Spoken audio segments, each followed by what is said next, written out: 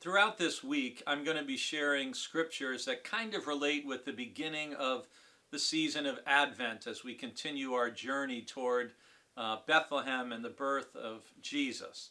So I'm going to be sharing from both the Old Testament and the New Testament different passages that speak of salvation or preparation or learning or waiting and being ready for the Messiah. So today, I encourage you, if you have a little time, to read Isaiah chapter 43, verses 1 through 21. It's this wonderful image of God promising restoration and protection. It's originally intended for the Israelites who were in exile, and a reminder that there will be a time when they are restored and they get to return to their native land and their homeland and to begin again, and when this time of trouble will be past. And the chapter begins with these words: "But now, thus says the Lord, He who created you, O Jacob, He who formed you, O Israel, do not fear, for I have redeemed you. I have called you by name. You are mine." Just in this brief little verse, what God speaks through the prophet to the people of Israel, the people of Jacob, we often hear speaking to ourselves. God, first of all, telling them, do not fear.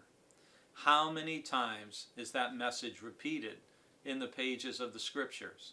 How many times do we hear God's servants, the prophets, God's servants, the angels, who appear to different people, beginning their message with "do not fear"?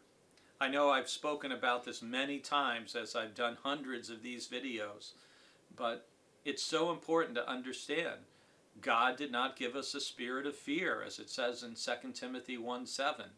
And yet we live in a time when so many people make money off of making other people afraid and fearful.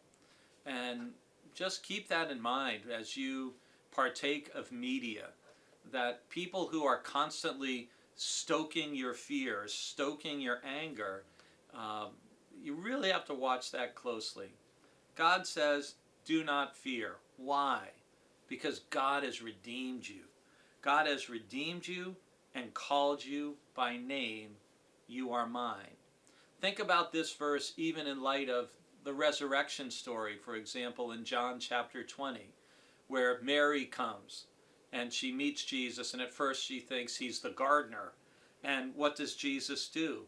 Well, Jesus has redeemed her and all of us through his death and resurrection. He calls Mary by name, and she recognizes him, and he makes it clear, you are mine.